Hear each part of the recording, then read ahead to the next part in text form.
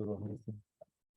그때 베드로가 나와 이르되 주여 형제가 내게 죄를 범하면 몇 번이나 용서하여 주리이까? 7번까지 하오리까?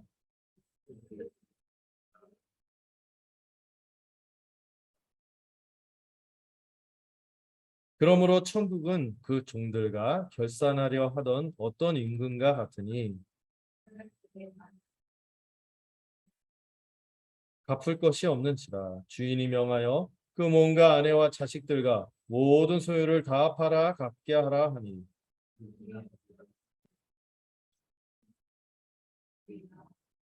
그 종의 주인이 불쌍히 여겨 놓아 보내며 그 빚을 탕감하여 주었더니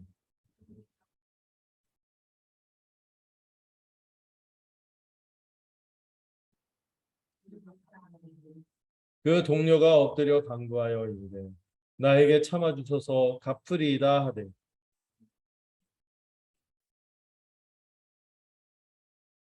그 동료들이 그것을 보고 몹시 딱하게 여겨 주인에게 가서 그 일을 다 알리니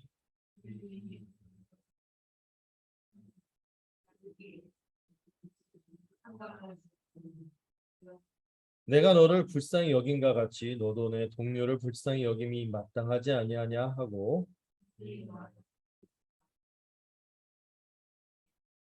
함께 읽겠습니다. 너희가 각각 마음으로부터 형제를 용서하지 아니하면 나의 하늘 아버지께서도 너희에게 이와 같이 하시리라. 아멘. 네, 오늘 200번째 주일을 맞고 오늘 또 교회에 꼭 필요한 말씀이 또 주어진 것 같습니다. 네, 우리가 계속 마태복음을 통하여 이 천국 복음에 대해서 살펴보고 있고요. 우리 예수님께서 우리에게 주시고자 하는 새로운 세상이 무엇인지 또 우리가 어떤 새 생명을 힘입어 살아갈 수 있는지를 이 내용 통해서 또 분명히 볼 수 있으면 좋겠어요. 특별히 이 18장은 교회를 위한 설교이거든요.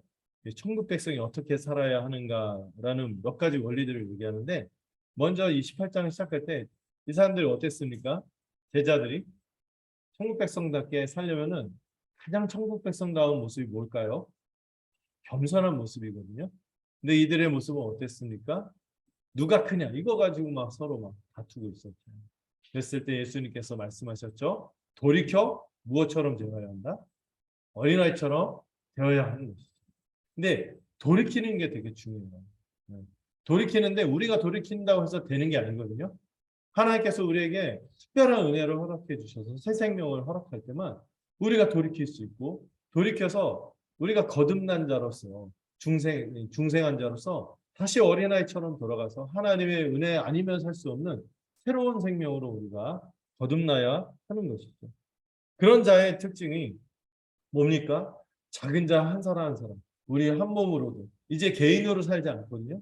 하나님이 우리를 하나님의 형상으로 만들 때도 한 몸으로 만들었듯이 우리가 개인으로 살지 않고 서로를 한 몸으로 귀히 여기며 살뜰하게 사랑하며 살아가는 것이 이 어린아이의 주된 특징이고 또 그런 어린아이처럼 살아가는 교회의 모습은 작은 자 한 사람도 없이 여기는 것을 기뻐하지 않고 귀하게 여기고 또 작은 자 한 사람이라도 잃어버리는 것을 기뻐하지 않기 때문에 그것이 또한 하늘 아버지의 뜻인 것을 알게 어떤 노력을 다해서라도 한 몸으로 살고자 한 가족으로 살고자 애쓰는 것이 바로 천국 백성인 것이죠.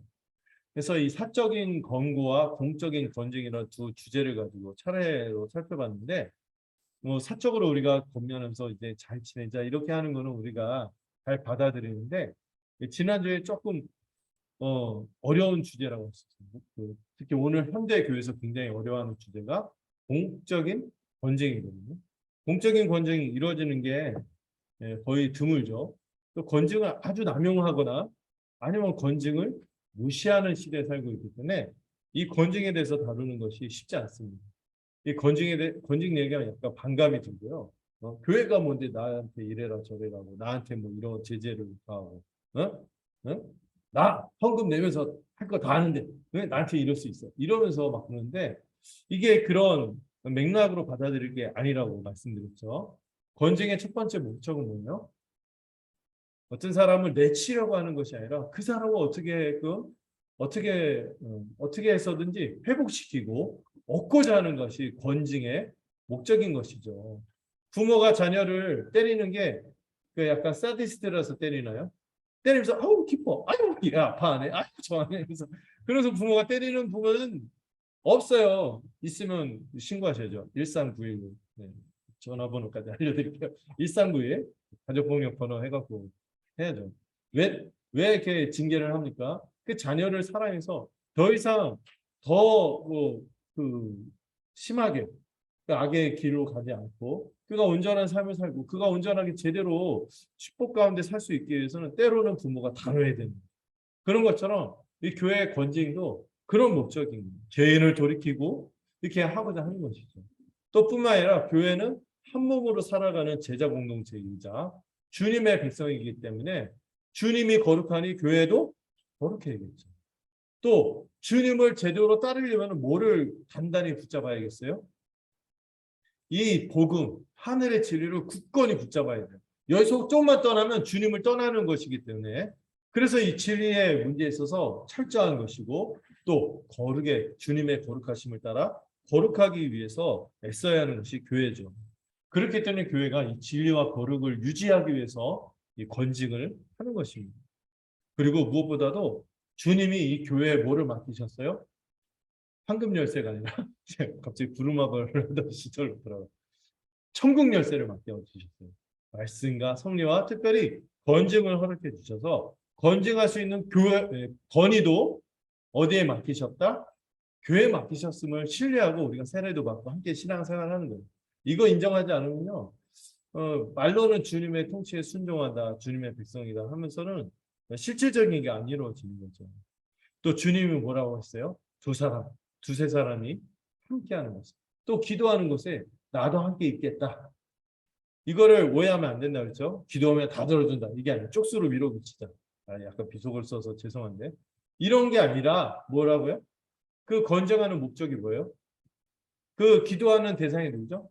한 사람도 잃지 않기를 원하시는 그 하나님.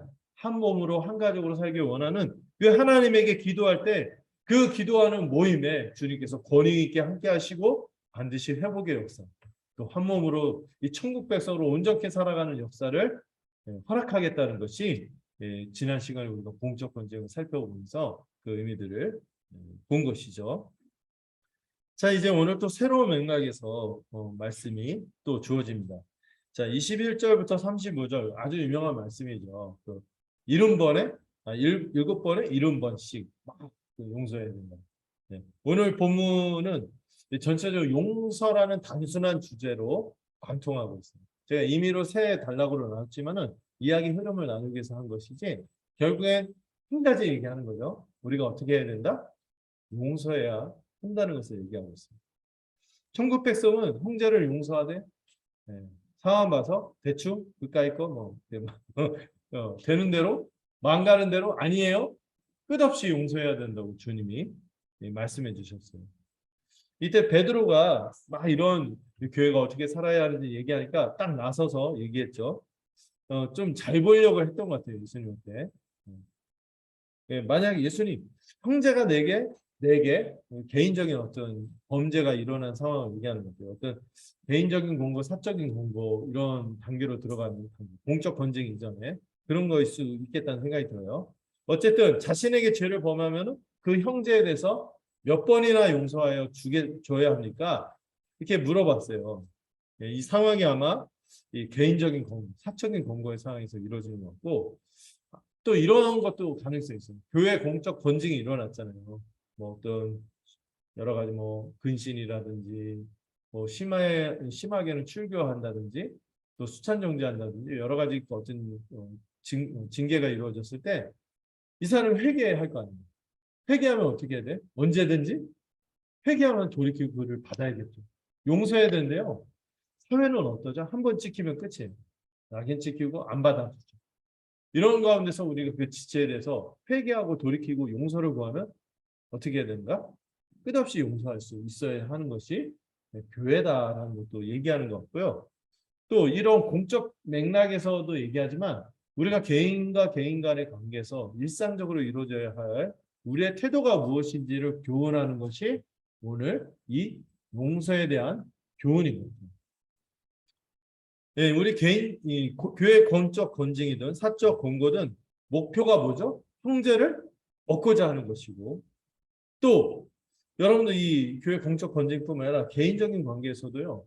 우리가 형제를 이룰 수 있는 가능성이 생기는데 뭐예요? 어떤 불화, 화해하지 못함으로 인해서 형제를 이룰 수 있는데 이 어떤 작은 자도 잃지 않고자 주님께서 우리 개인 간의 관계에서도 이렇게 화해할 수 있어요. 용서할 수 있어야 된다고 말하는 것이죠. 자신에게 잘못을 한 형제를 용서하는 것은 공동체의 의무만이 아니라 여기 뒤에 그 35절에 어떤 표현이 있죠?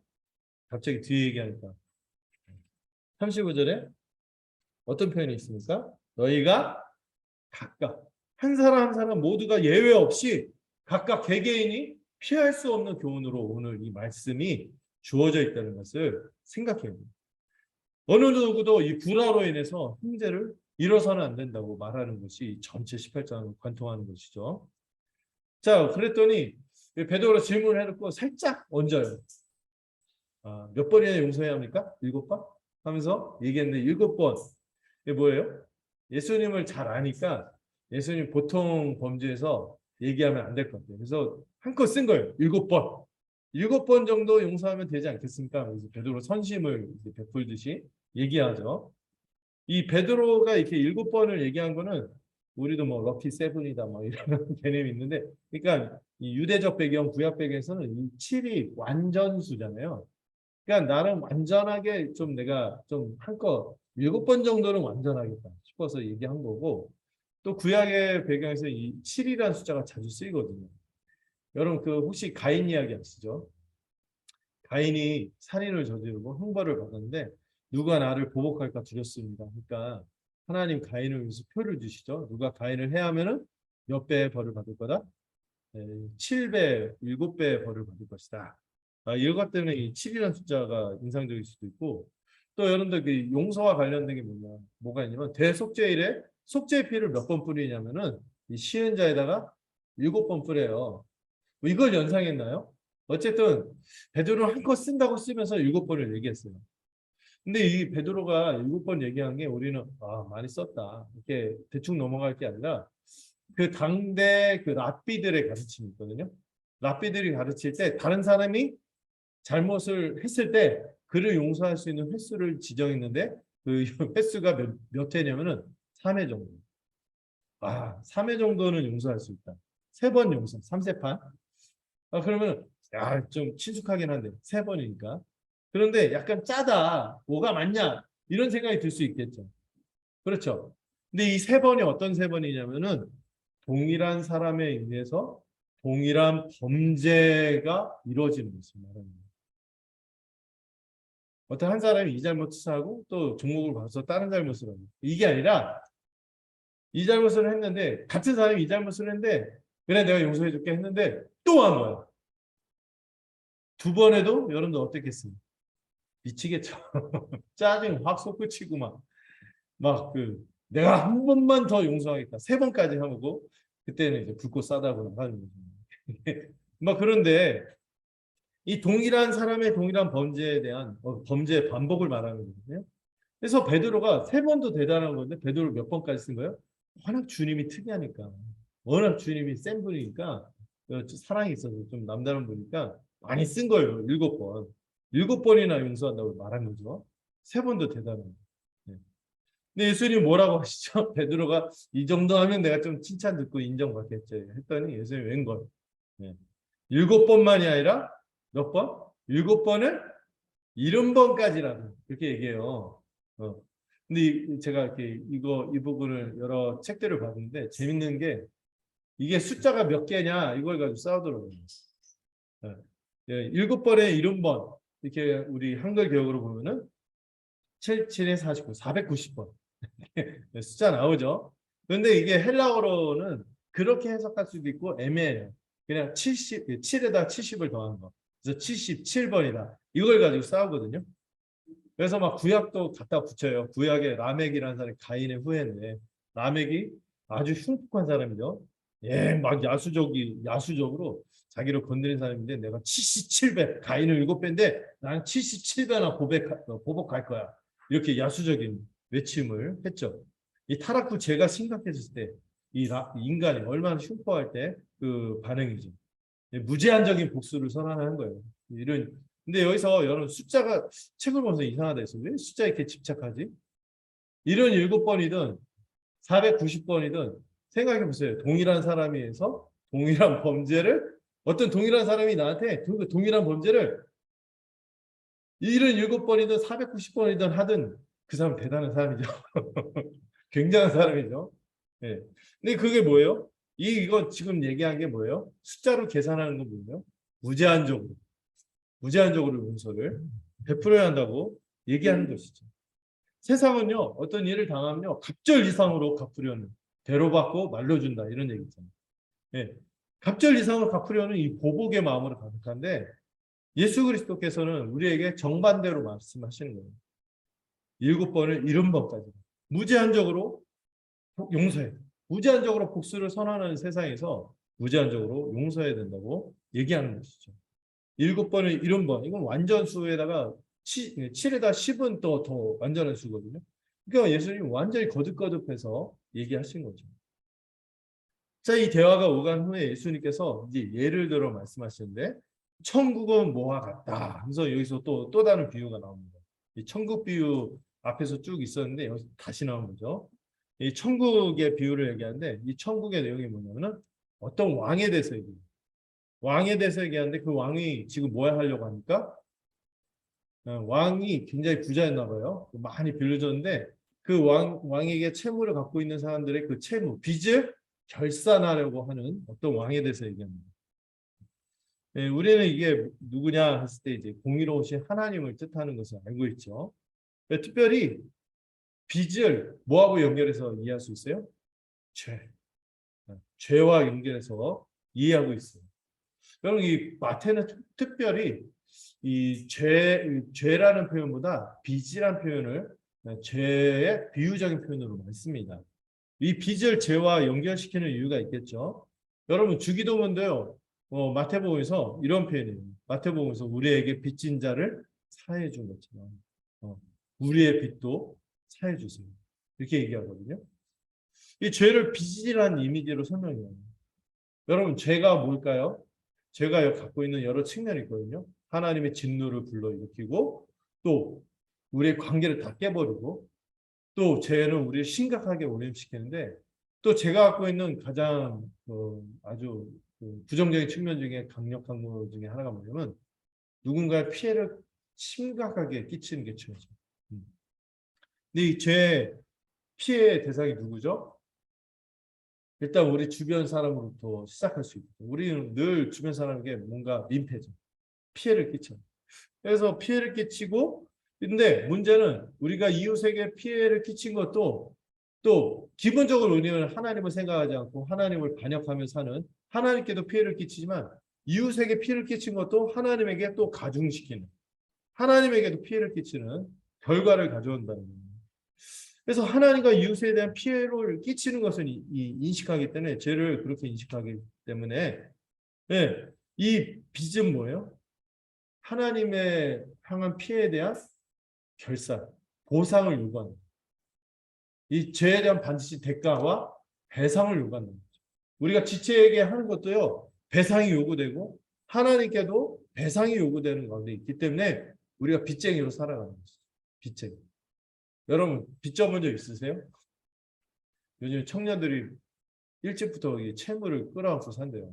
등록금도 그렇고 또 이걸 극복하려고 영끌 해갖고 막뭐 코인 뭐 이렇게 더 나락으로 떨어지고 막 이런데 이 빚에 눌리면은요 어떻게 되는지 아세요? 완전히 무기력하게 살아요. 외출하기도 싫고 저도 어렸을 때 차 딱지 이런 거 본 적 있어요. 어우 인생에 그런 거 안 봐도 되는데 한번 구경해봤습니다.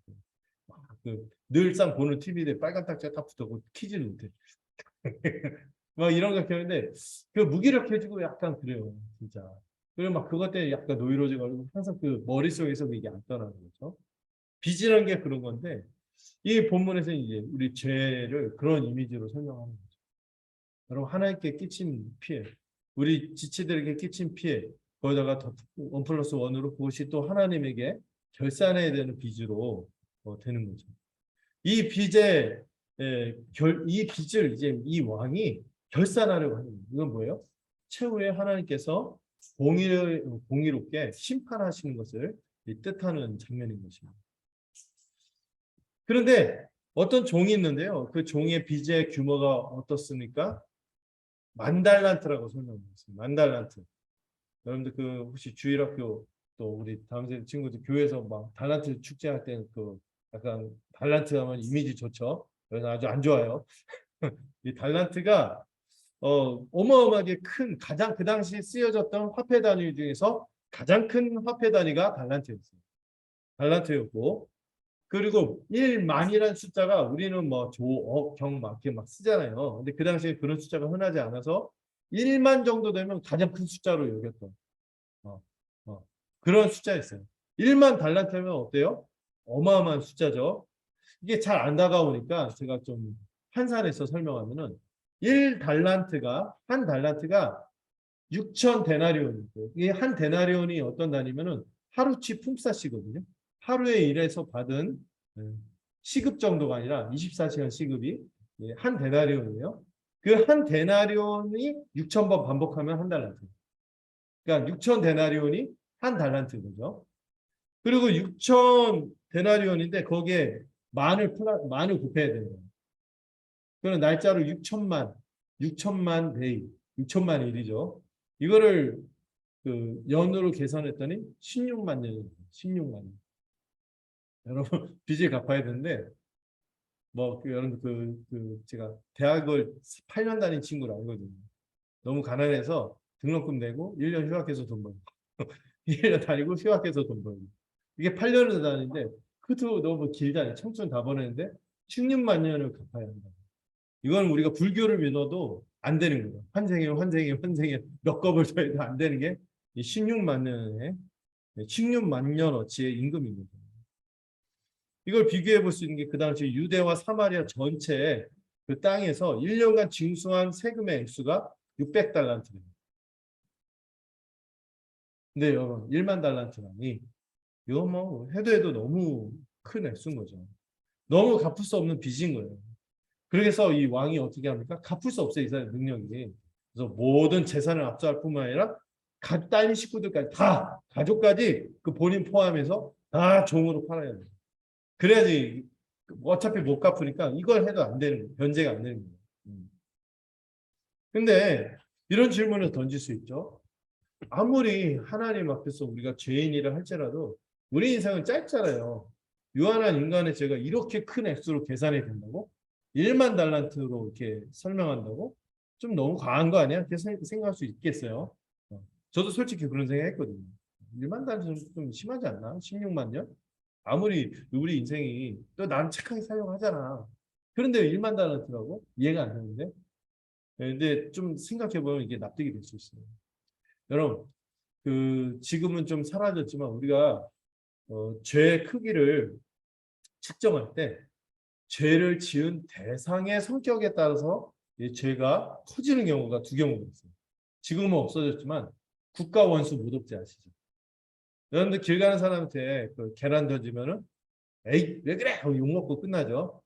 근데 만약에 윤석열 대통령이 지나가는데 뭐 구두를 던진다든지 계란을 던지면 어떻게 됩니까? 철컹철컹 바로 끌려가겠죠. 뭐 욕설을 해도 바로 끌려가겠죠. 우리끼리 막 욕하고 그래도 그런 것처럼 우리가 죄를 범한 대상이 누구예요? 시존하신 하나님인 거예요. 그 능력과 권세와 권위가 누구도 이제 이렇게 할 수 없는 그런 분한테 모독을 했어요. 늘 그분의 사랑을 거절하고 모독하고 배반을 했어요. 옛날에 황제에 대해서 반역을 하면 어떻게 됐어요? 네. 우리나라 조선시대는 삼족을 멸하지만 중국 같은 데는 부족을 멸했거든요. 좀 엮이면 그냥 난 잘못한 게 없는데 그냥 끌려가서 죽는 거예요. 그 정도로 우리가 죄를 지은 대상이 누구인지 생각해요. 영광스럽고 그 권위가 남다른 존엄하신 하나님에게 범죄했기 때문이죠.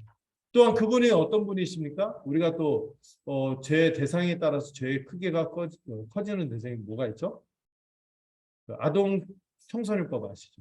이 죄에 대해서 무고하고 순결한 대상일수록 죄와 상관없는 대상일수록 이 피해가 억울하기 때문에 그 죄를 더 크게 여기는 것입니다. 아동 청소년은 죄와 상관없다. 좀 더 죄에서 좀 무고하다고 여기는 거죠. 근데 여러분들 가장 죄와 상관없는 분이 누구세요? 하나님이시고요. 그분은 우리에게 뭐밖에 안 했어요? 모든 것을 다 허락하시고 그냥 그 우리에게 다만 순종만 바라셨을 뿐인데 우리는 그거에 대해서 반역하고 스스로 하나님이 되고자 하고 무시하고 이게 불순종한 이 죄의 깊이가 큰 것이죠. 여러분 이 하나님 편에서 생각할 때도 그렇고 우리 스스로 죄의 깊이를 생각할 때도 마찬가지입니다. 우리 스스로 죄가 얼마나 깊은지 이 하나님의 법을 가지고 따져볼까요? 여러분 십계명만 해도요. 안 걸리는 게 없어요. 또 이 십계명의 정신이 무엇인지 예수님이 나중에 상상 설교를 통해서 우리가 배우지 않았습니까? 하나님의 온전하신 기준을 알았어요. 그게 뭐죠? 우리가 살인하는 것만 죄가 아니라 누군가를 마음에 증오하는 마음을 품기만 해도 욕설을 내뱉기만 해도 이거 살인과 같은 죄라는 거예요. 말뿐입니까? 행동, 우리의 표정, 눈짓. 존 스토트가 그런 표현을 썼거든요. 우리는 이런 기준이면 눈초리로도 연쇄살인마들. 눈초리로 열어 죽였죠 우리가. 뭐 그런 사람들인 거예요. 생각과 마음까지 살피니까 이 죄가 너무나 깊은 것이죠. 막 이렇게 그 대항해서 얘기할 수 있어요. 그럼 내가 착한 거 한 게 하나도 없다고요? 제가 좀 괜찮은 게 하나도 없다고요? 여러분, 제가 비엔나 소시지 아시죠? 제가 이거 좀 착하게 하지 않았습니까? 이거는 좀 괜찮지 않습니까? 하고 내세우는 순간 뭐가 따라온다고요? 비엔나 소시지처럼 죄가 따라오는 거예요. 그리고 내가 괜찮다고 생각하고 내세운 그 선함과 의로움에 뭐가 묻어 있어? 똥이 묻어 있는 거예요. 똥. 왠지 그 선함과 의로움 그 이면에 있는 동기들과 마음을 깊이 살펴보면 어때요? 왜곡되어 있는 거예요. 오염되어 있는 거예요. 어떠한 사람도 오염되어 있는 거예요. 그렇기 때문에 이 일반 달라트라고 설명할 수밖에 없는 거죠. 이렇게 막 마음대로 말을 대답하는 것도 죄예요. 이 구글이 왜 그러는지 모르겠다. 나중에 설정을 바꿔야겠네. 근데 여러분 그 인간이 막 그 사람의 죄의 깊이가 그 정도 크고 또 본인이 죄를 안 지으려고 해도 이 죄와 상관없이 살려고 해도요. 에베소서 2장에 보면은 우리가 이 죄를 지을 수밖에 없는 이 아주 연약하고 더러운 존재임을 설명하는데 이 세 가지가 우리를 둘러싸고 있죠. 이 시대 흐름이 이 교만함과 하나님 없음을 강요하고 하나님 없는 것처럼 살게 하고 굉장히 교만하게 살도록 이 시대 문화 흐름이 그렇게 우리를 옥죄고 있고 또 쉴 새 없이 누가 우리를 유혹해요? 공중권세 잡은 자인 사단이 우리를 유혹해요. 또 우리 자신도 아담 이래로 이 우리의 본성이 틀어져 갖고 왜곡이 돼 갖고 죄를 피하기보다 이 죄된 본성 때문에 죄를 피하고 혐오해야 되는데 어떻게 해요? 은근짜 죄를 기뻐하고 즐기는 모습이 있다는 것이죠. 막 그래도 막 대항해서 얘기할 수 있어요. 막 서로 나는 좀 더 그래도 열심히 살았는데 나는 착하게 살았는데 다른 사람보다도 어떻게 유영철, 정남규 막 이런 연쇄살인마들 있잖아요. 이런 사람하고 내가 어떻게 쌤쌤이야. 내가 그래도 나는 착하게 살았는데. 여러분 서로 상대적으로 더 낫다고 주장하는 할지라도 여러분 이 하나님의 공의롭고 거룩하신 기준 앞에서는 턱없이 모자란 것이죠. 그 예화 아시죠? 어떤 간수가 딱 봤더니 죄수들끼리 대화를 나눠. 실제로 유영철, 정남규가 서로 정남규라는 살인마가 유영철에게 경쟁의식을 가졌대요. 자기가 더 많이 죽였었는데 더 못 죽였다고. 근데 우리가 볼 때는 어때요? 쌤쌤인 거예요. 63빌딩에서 뭐 개미나 바퀴벌레나 딱 볼 때는 어때요? 똑같은 거예요. 10명 죽인 사람이 9명 죽인 사람 보고 너 어떻게 이렇게 절제했냐. 착한 사람이야. 이런 거죠. 9명 죽인 사람이 10명 죽인 사람을 보면서 너는 어떻게 잔인 무도하냐. 이런 거라는 거예요. 우리끼리 기준으로 얘기하는 건 의미가 없다는 것이죠. 게다가 아담으로부터 물려받은 우리의 이 죄된 본성, 우리 자신의 이 죄된 본성도 너무 뿌리 깊게 부패해 있을 뿐만 아니라 우리 자신도 범죄하면서 살아가지 않습니까? 이 노아 시대 때 이 사람에 대한 묘사, 인생들에 대한 묘사가 사실 우리도 별반 다를 바 없어요. 어려서부터 어떻다고 그랬어요? 부패하고 포악하고. 부패는 뭐예요? 내적으로. 마음적으로다가 썩어 문드러져서 선한 게 안 나옵니다. 포악한 건 뭐죠? 외적으로 이 탐욕과 이 부패된 마음을 표출하는, 공격적으로 표출하는 게 포악인데, 이게 바로 인생의 모습이죠. 여러분, 사람은요, 하루를 살아도, 아니 숨만 쉬어도 그 조금만 더 살면 살수록 죄의 크기가 더 커지고, 이에 따른 형벌의 무게도 커지는 것입니다. 가장 근본적인 계명이 뭐예요? 하나님을 목숨을 다하고 힘을 다하고 마음을 다해 사랑해야 되는데 안중에도 없이 살아가잖아요. 이게 가장 기본적인 계명도 무시하고, 이웃을 자기 몸처럼 사랑했는데 사랑하기는커녕 우리는 부패와 포악한 가운데서 살아가는 것이 우리의 모습이죠. 음. 여러분, 우리 인생을 좀만 깊이 들여다보면요, 어두운 가운데 있다는 것을 보게 되는 거죠. 심지어 어거스틴이라는 분이요, 이 참회록이라는 책에서 자신의 죄성을 얼마나 직시했냐면은, 그 자기가 그 원죄라고 하죠. 아담 때부터 이제 물려받은 이 부패한 어찌할 수 없는 본성이 있지만은, 자기 스스로도 범한 죄가 너무나 숱한데 어떤 것까지 떠올랐어요? 어렸을 때 엄마 모유를 먹다가 엄마 그 가슴을 그냥 이빨로 누른 거. 이런 것까지도 딱 보면은 생각이 나는 거예요. 여러분, 우리 죄가 이 깊이가 그만큼 큰 것입니다. 네, 살을 이런 죄 기준과 이 죄 깊이 물든 우리들을 생각할 때 사실 이건 용서하는 게 비정상입니다. 원래 공평하려면 어떻게 돼요? 이 죄를 반드시 벌해야 됩니다. 용서하기보다 형벌을 내려야 공평하고 공의로운 것입니다. 그런 의미에서 여러분, 만 달란트나 탕감해 줬다고 깜짝 놀라죠. 그게 누구에게 일어나는 일이에요? 우리 자신에게 일어나는 일이에요.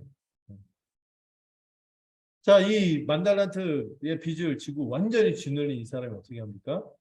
엎드려 절하죠. 엎드려 절. 절박한 심정으로 내 처지가 완전히 비참하고 무능함을 인정합니다.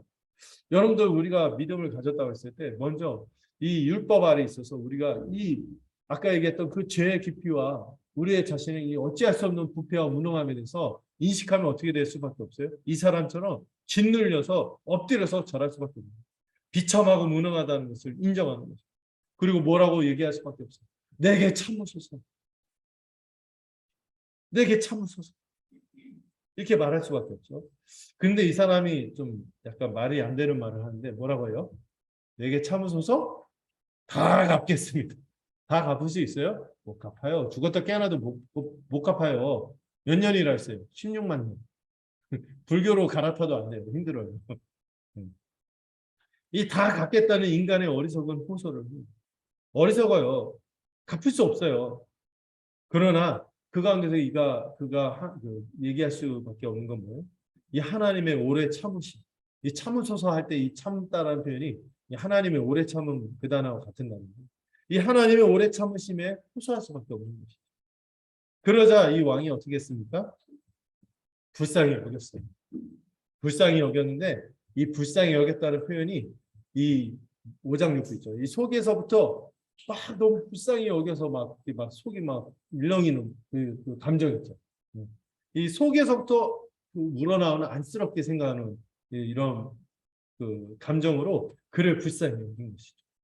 이 단어가 예수님이 그 나병 환자를 보고 아, 저는 더럽습니다. 저를 원하시면 저를 깨끗하게 할 수 있습니다. 하자 불쌍히 여기면서 만지셨거든요. 그 표현이죠. 그 불쌍히 여김으로 이 빚진 자를 보시고 어떻게 합니까? 그냥 어떤 대가도 치르지 않고 해방시켜요. 그 빚을 그냥 탕감해 줍니다. 엄청난 액수죠. 아까 국가에서 1년 그 수입 유대 사마리아 다 이렇게 걷어도 몇 달란트? 600달란트밖에 안 되는데 600달란트나 되는데 1만 달란트를 한 번에 탕감해 주는 거죠. 어떤 제한도 두지 않았어요. 어떤 조건도 두지 않고 무조건적으로, 무제한적으로 탕감해 줬습니다. 그럼 우리가 믿는 복음이란 게 이런 은혜의 깊이를 갖고 있는 거예요. 하나님의 오래 참으심뿐만 아니라 이 제한 없는 자비와 이 제한 없는 은혜를 받았다고 고백하는 것이 우리가 믿는 복음인 것입니다. 이 자비를 이렇게 설명하더라고요. 마땅히 해야 할 것을 하지 않는 자비. 마땅히 해야 할 게 뭐예요? 공의로운 심판. 마땅히 공의로운 심판을 가야 되는데 불쌍해서 하지 않는 거예요. 이게 자비라면은 은혜는 뭐예요? 마땅히 줘서는 안 되는 것들을 주는 거예요. 뭐예요? 마땅히 주어서는 안 되는 자격 없는 자에게 이런 말도 안 되는 호의와 선물을 주신 것을 은혜라고 하는 거죠. 이게 바로 우리가 믿는 복음이라고. 근데 여러분, 우리 편에서 이렇게 말도 안 되는 무제한적인 자비와 무제한적인 은혜를 받았지만 이 탕감이 어떻게 이루어졌는지 아세요? 이 얘기는 예수님이 하시진 않지만은 내포된 이야기가 있죠. 이 탕감을 하시기 위해 누가 대가를 치렀어요? 이 사람이 갚지 못하면 누군가 대신 갚아야 돼요. 누가 대신 갚은 거예요? 하나님과 그 아들이신 예수 그리스도께서 대신 대가를 치르신 것입니다. 하나님 어떤 대가를 치르신 거예요? 가정 연합되어서 가장 사랑하는 아들, 독생자, 유일하신 그 아들을 이 세상에 내어 주신 거예요. 자기 아들을 내어 주신 겁니다. 여러분, 자기 목숨을 던지지 어떻게 자기 아들을 내어 줍니까? 예수님은 어떻게 하셨습니까? 어떻게 하셨습니까? 자신을 향기로운 제물로 내어 주신 거죠. 이런 방식을 탐방합니다. 우리는 너무나 값없이 무제한적으로 자비와 은혜를 입었지만은 하나님 편에서는 너무나 값비싼 대가를 치르고 예수님도 그러는 것이죠. 이 이해할 수 없는 자비와 어마어마한 은혜를 그 어떤 조건이나 공이나 노력 없이 퍼져 얻은 것이 우리라는 것이 오늘 본문의 설명인 것이죠. 그렇다면 자, 마지막 단락 28절부터 35절. 여기서 말하고자 하는 것은 핵심은 뭐냐면 마땅히 우리도 다른 사람을, 다른 형제를 용서해야 해요. 자, 이 어마어마한 만달라트를 탕감받은 사람이 딱 나왔어요. 나왔는데 누구를 만났어요? 네, 동료, 어떤 동료를 만났는데 이 사람에게 빚이 있었어요. 어떤 빚? 100데나리온 어치의 빚이 있어요. 아까 데나리온은 어떤 단위라고 했죠? 하루치 품삯이라 했어요.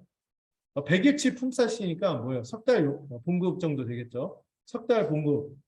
오늘 기준으로 한 최저 시급 따져 한 300? 300으로 해서 3번. 한 1,000만 원? 1,000만 원 정도 빚졌다고 칩시다. 이 사람 보고 나서 어떻게 했어요? 난폭하게 반응을 하는데 붙들었어요. 그리고 목을 잡았대요. 목을 졸랐다는 거죠. 그리고 윽박지르면서 얘기하죠. 내 돈 내놓으라고. 내 돈 내놓으라고 갚으는데 그 돈의 액수가 얼마예요? 100데나리온. 100데나리온. 여러분, 뭐하고 비교가 되죠? 1만 달러와 100데나리온을 비교하면은 이게 비교하기도 민망한 거죠. 비교하기도 민망한데 그래서 이 100데나리온이라고 얘기한 거는 우리 인생에서 벌어지는 우리 서로 간에서 실수하거나 잘못하거나 범죄하는 그 범주를 얘기하는 거예요. 우리 인생에서 벌어지는 최대치가 100데나리온이나 될까요? 그 범주 안에 있는 거예요. 그리고 이 사람 막 돈 내라고 막 윽박하고 막 거의 막 도끼가 가득해서 막 멱살 쥐고 막 목을 조르면서 막 윽박지르면서 하니까 이 동료 죄인이 뭐라고 합니까? 이 사람한테? 네. 뭐라고 하죠? 참으소서 갚으리라. 내게 참으소서 갚으리라. 이 얘기 어디서 들었는데? 본인이 했던 말이잖아요. 본인이 했던 말을 듣고 있는 거예요. 그럼 어떻게 해야 돼요? 자기가 용서받은 거, 자기가 그 얘기하고 하면 빨리 회상해갖고, 내가 이러면 안 되는구나 하는데 상관없어요. 그냥 계속 진행하는 거예요. 이 사람이 그 앞에서 이 만달란트 빚진 자가 한 말하고 100데나리온 빚진 자의 말에 차이가 있어요. 아주 중요한 차이가 있거든요. 같은 말, 반복. 저는 성경 연구하면서 반복 찾으시죠. 반복 강조해요. 그런데 살짝 빠진 말이 있어요. 앞에서 이 사람은 어떻게 갚겠다 그랬어요. 다 갚겠다 그랬죠. 근데 여기서는 그 말은 없어요. 그냥 갚겠다고 말해요. 갚겠다고 말해요. 앞에서는 뭐예요? 어떻게 할지 모르니까 그냥 막 비명, 반말말을 지르면서 다 갚겠습니다. 진정성 없게 어리석게 호소한 거는 이 사람은 약간 많은 주석가들이 얘기하는데, 그래도 진정성 있게 호소하는 거예요. 어느 정도 갚겠다. 막 진정성 있게 호소하는데 이 사람이 이거를 지금 받을 마음이 없는 거죠. 자기는 허세로 말도 안 되는 어리석음으로 다 갚겠다고 말했는데 이 사람은 진정성 있게 갚겠다고 말하는데도 안 듣고 있는 거예요. 이런 장면이 펼쳐지니까 동료들이 이 사실을 보고 왕에게 보고하죠. 이 종은요, 이 사람이 진정성 있는 호소를 매정하게 거절합니다. 그리고 이 빚진 자를 어떻게 해요? 옥에 가뒀어요. 네. 여러분, 이 옥에 가뒀다는 것은 이 사람이 빚을 갚을 기회를 줬다, 안 줬다? 안 줬다는 거예요. 원천 차단했다는 거예요. 용서하지 않으므로 빚을 갚을 기회를 아예 막아버린 거죠. 그리고 당시에 이 당사자가 옥에 가버리면 누가 그 빚의 부담을 짊어져요? 그의 가족들에게 연대 책임을 짊어지게 하는 거거든요. 빚을 갚도록 계속 대신해서 빚을 갚도록 압박하던 수단을 쓴 게 옥에 가둔 것입니다. 이 끝없는 보상을 요구하고 복수심을 달래려 한 것이죠. 17배를 요구했던 라멕처럼. 이걸 보니까 동료들이 보고 몹시 딱하게 여겼다는데 그가 받은 은혜를 생각하면 만달란트 은혜 받은 거 생각하면 너무 이게 민망할 정도가 아니라 이 딱하게 여겼다 이 표현이 이 슬퍼했다는 거예요. 너무 슬프고 어떻게 황당하다 이런 표현을 쓰죠. 고통스럽고 그걸 보는 게 고통스럽고 또 분노도 생기고 걱정도 되고 해서 어떻게 해요? 왕에게 가서 이 사실을 상세하게 보고했다고 합니다. 동료들이 다 알린 상세하게 알려줬다는 거예요. 여러분, 우리 가운데 어떤 이런 용서가 안 일어나고 화해가 안 일어나면 이 동료들의 반응이 우리의 반응이 돼야 돼요. 이 성도의 교제가 깨지는 것에 대해서 회복이 일어나야 되는데 성도의 교제가 깨지는 것에 대해서 성도들이 이 사적인 공고에 매달리고 공적인 권징에 진지하게 매달리는 게 뭐예요? 회복을 위해서 이 전전긍긍하는 마음이 성도들의 마음인 것이죠. 성도의 교제가 깨지는 건요 고통스러운 거예요. 그래서 막 이렇게 딱하게 여긴 것이죠. 그리고 왕에게 알렸습니다. 이거 다분히 이게 기도하는 거와 연결이 됩니다. 기도하고 이 일들이 빨리 해결되고 기도하는 것처럼 연결됩니다. 자, 그러자 이 왕이 이 만달란트 빚진 종을 소환한 불러서 신문을 하죠. 그리고 이 장면이 참 무시무시해요. 네. 왕의 법을 무시하는 자들에게 주어진 결과는 무시무시한 거죠. 이렇게 기억하기 좋으라고 이렇게 라임을 썼는데 쓴지도 몰라. 왕의 법을 무시한 자에게 어떤 결과가 있다고요? 무시무시. 무시무시한 결과가 있습니다. 네. 자기 기준과 생각대로. 왕의 법은 뭐예요? 사랑하고 용서하라는 거예요. 근데 그걸 자기 기준과 생각대로 임의로 바꾸고 하는 사람들을 향해서 하나님이 질문을 던지고 평가하십니다. 네. 먼저 질문을 던지죠. 이 종의 호소에 빚을 전부 탕감했음을 상기시켰죠. 참으셔서 내게 다 갚겠습니다. 이렇게 어리석은 호소했는데도 다 탕감해 줬죠. 이거를 기억하도록 했어요. 그리고 탕감받은 종이 이 자비와 은혜를 베푼 자신처럼 이 왕인 자신처럼 행하지 않음을 분명하게 지적합니다. 그리고 그 종을 뭐라고 평가하죠? 악한 종아, 뭐라는 불신자다 이렇게 얘기합니다. 우리에게 얘기한다. 만약에 여기서 일어난 일이 우리에게 일어나고 있다면은 불신자다 이런 얘기를 듣는 거예요. 악한 종이다. 너 하나님의 백성이 아니구나. 이런 얘기를 듣는 거라는 거죠. 용서받은 자라면은 이 1만 달란트 탕감받은 게 뭔지 아는 자라면은 뭘 어떻게 해야 돼요? 용서를 본문에 중요한 표현이 나오죠. 마땅히 용서를 해야 되는 것이고 이거는 선택이 아니에요. 우리 마음 가는 대로 막 이런 게 아니라 필수라는 필수. 이게 없다면은 어떤 얘기 듣는 거예요? 악한 종 얘기를 듣는 거죠. 악한 종은 뭐예요? 하나님의 백성 아니라는 거죠. 이 왕의 진노가 얼마나 큰지 보십시오. 빚을 다 갚도록 옥졸에게 넘기는데 앞에 옥에 가두는 거하고 이 옥졸에게 넘기는 건 좀 다른 맥락이에요. 찾아보니까 이 옥졸이 고문관, 고문하는 사람. 그건 뭐예요? 그 빚을 다 갚을 때까지 다만 갚을 뿐만 아니라 그에게 고통을 받는. 여러분 신자가 용서하지 않고 불신자처럼 그렇게 살아가면은요. 그가 당장 지옥에 가고 막 그런 건 없지만 그의 삶에 고통이 펼쳐져요. 스스로 고문하는 결과가 용서 없이 살아가는 그런 자의 모습입니다. 그러다가 어떻게 되겠어요? 끝까지 그거를 풀지 않으면 최후 심판까지 되는 거죠. 주님이 이렇게 엄중하게 용서에 대해서 말씀하고 계신 것이죠. 그리고 마지막 35절 뭡니까? 경고하시죠. 각각 마음으로부터 형제를 용서하지 않으면 하늘 아버지도 똑같이 그를 용서하지 않을 것이라고 말씀하세요. 여러분 이거 우리가 어떤 용서하는 거 봐서 하나님 우리 용서해 주겠다 이렇게 이해하면 안 된다고 그랬죠. 이건 조건이 아니라 주기도문에서 배웠는데 기억나세요? 동시성. 우리가 이미 용서받은 자이기 때문에 용서받은 자는 반드시 필연적으로 뭐 할 수밖에 없어요? 용서할 수밖에 없어요. 동시성이 와요. 그런데 이게 중요한 표현이 마음이거든요. 마음. 각 사람 모두가 정말 천국 백성으로 변화된 자라면은 여러분 변화된 존재의 특징이 뭐예요? 마음이 변한 거예요. 마음. 사람 인생에서 제일 바뀌기 힘든 게 마음이잖아요. 근데 마음이 변화되어서 형제를 용서하지 않으면은 용서하지 않겠다는 건 뭐예요? 그는 변화되지 않고 거듭나지 않고 새롭게 된 인생이 아니라는 거죠. 마음으로부터 형제를 용서했다는 것은 그가 변화된 새로운 심령을 가진 존재라는 거예요. 성령을 받은 존재라는 거죠. 복음을 믿어서 십자가에서 일어난 사건이 이 만달란트 탕감받은 사건이라는 것을 밝히고 깨달은 사람이라는 거예요. 이 죄사함의 은혜가 얼마나 깊은지 아는 사람이라는 거죠. 그렇게 아는 사람이 변화되었고 드디어 이 성령을 통하여 어떻게 할 수 있는 존재가 된 거예요? 용서할 수 있는 존재가 되었는데 만일 용서하지 않는다면 그는 어떤 자다? 성령이 없는 자다. 그 십자가를 밝히 본 게 맞냐 이거죠. 다른 사람을 용서하지 않는 사람은 그 자신이 용서를 받은 것을 알지 못하는 거예요.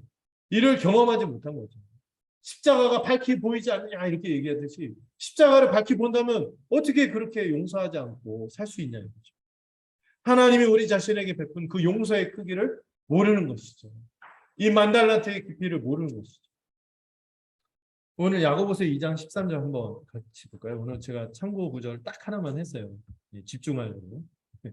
같이 한번 읽어볼까요? 시작.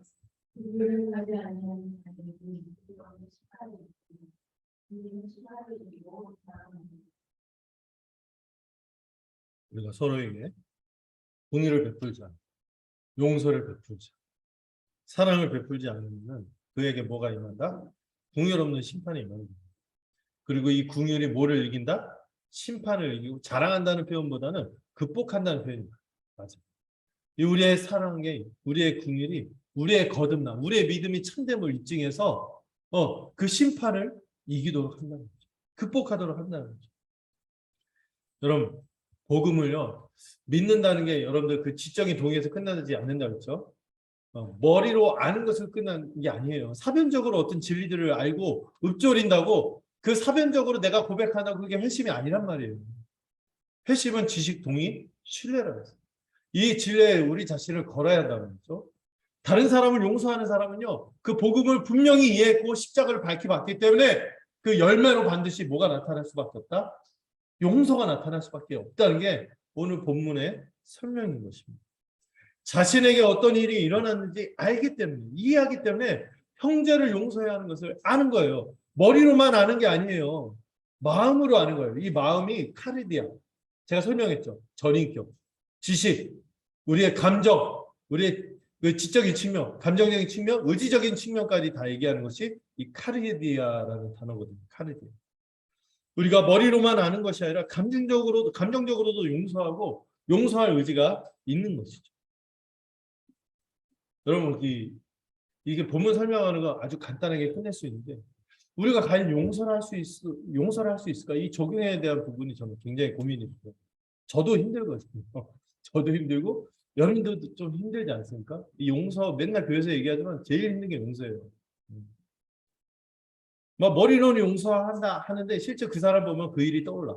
욱 올라와.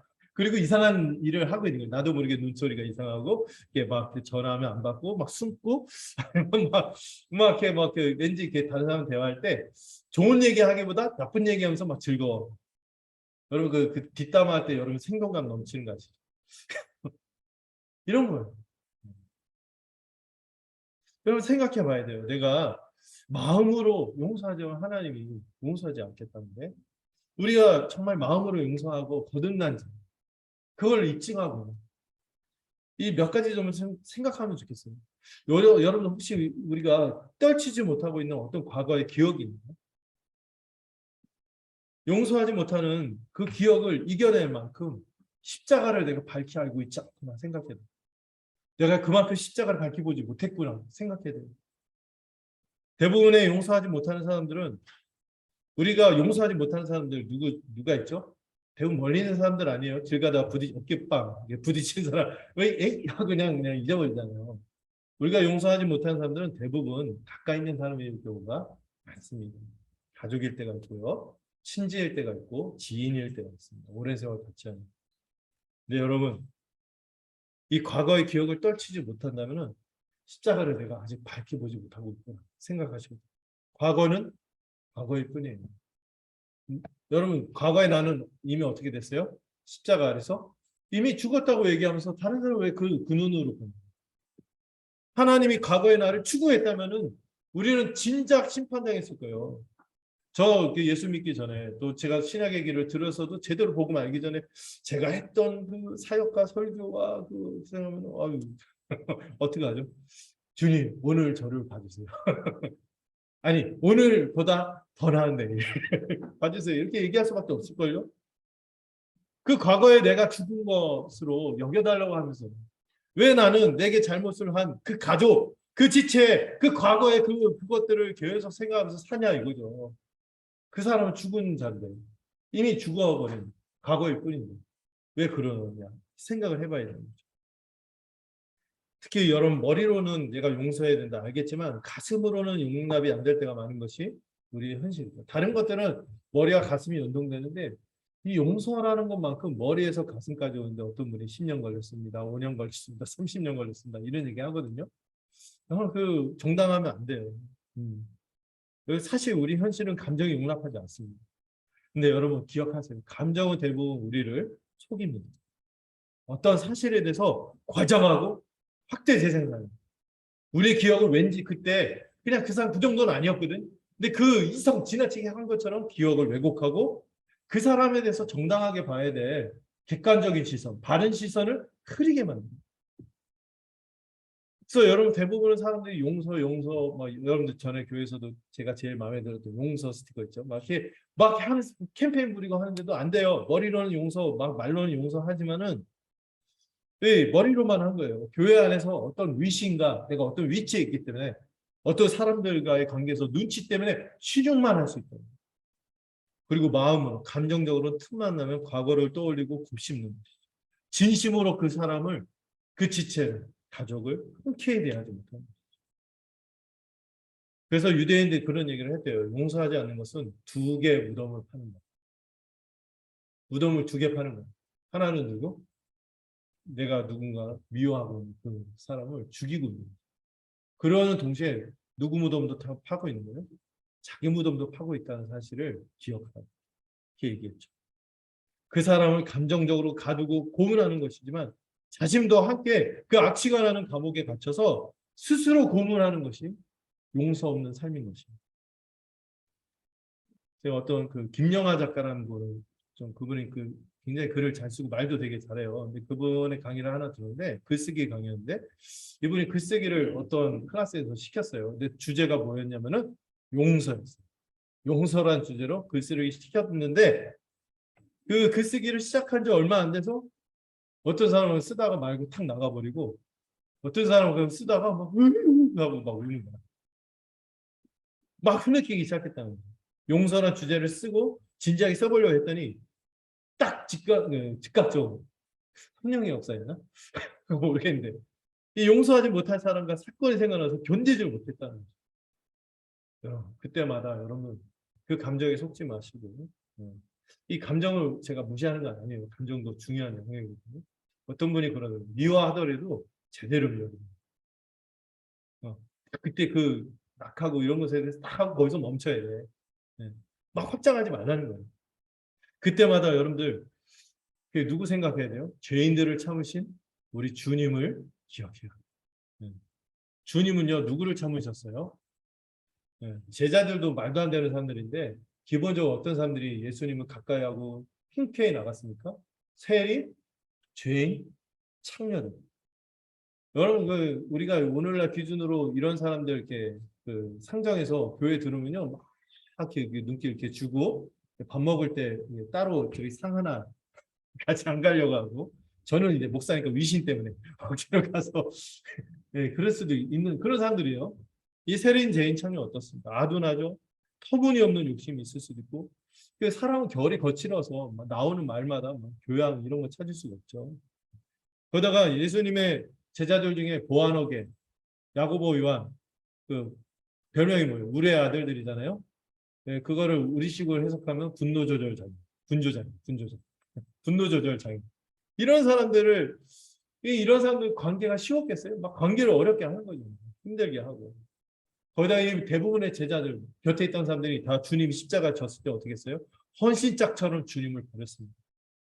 그런데 그런 제자들을 어떻게 했어요? 끝까지 곁에 두시고 뭐라고 하세요? 자기 사람을 사랑하시되 자기에게 마음을 주고 자기에게 함께하는 지체들이라 여기시고 형제라 여기시고 자기 사람을 사랑하시되 끝까지 사랑하셨다는 게 우리 주님의 모습이었죠.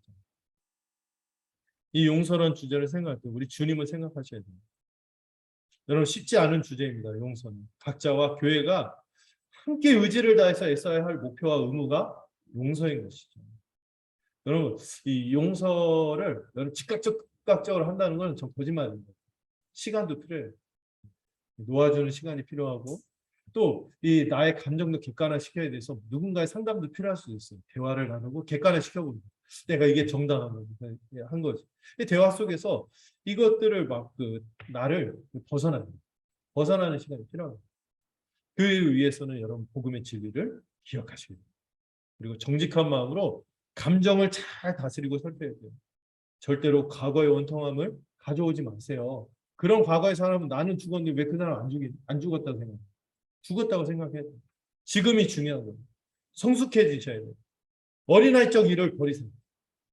그리고 이를 위해서 여러분 이 감정적으로도 뿐만 아니라 의지적으로도 우리가 할 수 있는 부분이 뭐냐면은 기도입니다. 기도하면요. 이 주기도문에서 주님이 일용할 양식이나 아까 시험으로부터 보호하는 하나님이 해주시는 거잖아요. 근데 우리 편에서 요구한 게 딱 하나 있어요. 주기도문에서. 우리가 우리 죄를 우리에게 죄 지은 자를 용서하여 준 거죠. 이것만이 유일한 조건입니다. 네. 다 하나님이 하시는 일이지만 이 죄 용서만큼은 우리 몫이라고 말씀하시는 것입니다. 그런데 여러분 아십니까? 우리가 기도할 때 주님이 우리의 마음 가운데 십자가를 밝히 보여주실 거예요. 성령이 우리 안에 역사하실 거예요. 우리가 그 십자가 복음의 도를 믿고 붙들고 있다면 우리 가운데 성령이 우리 가운데 용서할 수 있는 마음, 이 상황을 벗어날 수 있는 능력, 또 이 관계를 도모할 수 있는 이런 지혜들을 하늘의 것들을 주어 주실 겁니다. 그래서 저는 믿어요. 신자는 용서할 수 있는 사람. 참으로 신자는 용서할 수 있는 사람. 우리가 서로의 관계를 위해서 기도하고 또 개인의 성숙을 위해서 기도할 때 또 이 용서에 있어서 여러분 성숙해졌으면 좋겠고요. 과거의 어린아이적 일을 버리고 반드시 주님은 우리에게 오래 참음의 열매 그리고 용서의 열매를 허락하실 것을 믿으시기 바랍니다. 한 가지 더 말씀드리고 싶은 게 있는데요. 우리가 용서의 공동체로 살기 위해서 더 생각할 지점인데 주님이 이 28장 이 마무리하면서 제가 좀 더 덧붙이고 싶은 게 우리가 천국 백성으로서 관통하는 게 어떤 사람도 업신여기지 않고 어떤 사람도 잃어버리지 않고 한 몸 한가족으로 잘 살아가길 바라시면서 이 18장의 말씀을 주셨거든요. 이런 말씀을 생각할 때 우리가 함께 살아가는 게 쉽지 않구나. 뭐 제자들 기본적인 성향이 누가 그냥 이러고 있으니 그나마 괜찮은 앞서 리더 역할 맡을 사람들이 그러고 있으니 힘든 사람들이었죠. 우리도 서로 모여 있지만 삶의 결이 서로 달라 힘들 때가 있습니다. 내가 당연하다고 생각한 게 그 사람이 당연하지 않은 게 있고요. 내가 이건 무리하다고 생각하는데 이 사람은 아무렇지도 않아요. 이런 기준이 막 다른 거죠. 그러나 여러분 기억하시래요. 그 지체가 한 진리를 믿고 있고 교회로 살아가는 것은 마치 마음을 주고 있다면 그 지체를 어떻게 해야 돼요? 용납할 수 있어요. 네. 사람을 대할 때 내가 갖는 기준이 주님의 기준인지 생각해야 돼요. 서로 다른 것일 뿐이지 틀린 것이 아니라는 거죠. 이걸 기억해야 돼요. 제가 이번에 설교 주면서 읽은 인상적인 구절 중에 하나가 이거였습니다. 성도의 교제는 나와 잘 맞는 사람과 잘 지내는 것이 아니라 내가 스스로 잘 맞춰주는 사람이 되는 것이다. 이게 탁 꽂히더라고요. 나와 잘 맞는 사람과 잘 지내면 그거는 뭐 교회가 아니에요. 사교 컨츄리 클럽이죠. 무슨 CC입니까? 그래서 사교 클럽입니까? 아니죠. 교회로 산다는 건 뭐예요? 성도의 교제를 한다는 건 내가 잘 맞춰주는 사람이 돼요. 그래서 우리가 서로에게 잘 맞춰주는 사람이 되면 좋겠어요. 미숙한 사람들, 어린 사람들의 특징이 뭐죠? 자기 개성을 자부심을 가지고 표현하죠. 제가 그랬거든요. 제가 개성을 굉장히 자부심을 가지고 표현했어요. 하고 싶은 말 있으면 다 하고, 하고 싶은 일이 있으면 다 하려고 했어요. 사람도 하고 싶은 대로 가리며 살아요. 그런데 제 신앙의 선배가 한 말이 있어요. 네가 앞으로 사역자가 되고 또 이게 사역자뿐만 아니라 성도라면 가져야 될 생각인데 네 색깔을 점점 옅어지게 해야 된다. 네가 교회로 살면, 신자로 살면 무색, 무미, 무치. 그리고 네가 가진 믿음을 바위처럼 가지고 개성을 드러내기보다 모든 사람들의 모습에 모든 사람의 모습으로 다가가야 할 거야. 이렇게 조언을 해줬죠. 참으로 그리스도를 닮아가는 삶은 자아를 성취하고 자아를 드러내고 이런 게 아니죠. 교회로 녹아 들어가는 삶이 우리가 그리스도를 닮아가는 삶이라는 것을 기억하시면 좋겠어요. 우리가 교회 안에서 살아갈 때 참으로 존귀히 여길 분들이 누굽니까? 어렵게 하고 눈치 보게 하는 사람이 아니죠. 편하게 다가오도록 배려, 또 무사람의 끝에서 섬기는 사람들인 것을 잊지 않는 우리가 되기를 소망합니다. 네, 기도하겠습니다. 주님 우리가 허물 많고 실수가 많은 존재인 것을 아십니다. 그럼에도 불구하고 끝없이 우리가 서로 용서하라고 하셨습니다. 주님은 우리가 받은 용서의 크기를 생각하며 마땅히 다른 지체를 용서하라고 하셨습니다. 주님, 우리가 이 십자가를 밝히 보아서 우리 자신이 만달란트 탕감받은 자인 것을 분명히 깨달을 수 있도록 성령으로 우리를 붙들어 주시옵소서. 혹시 우리에게 짊어진 이 백데나리온도 견디지 못하는 그런 연약한 자들, 한심한 자들이 아닌지 돌아보게 됩니다.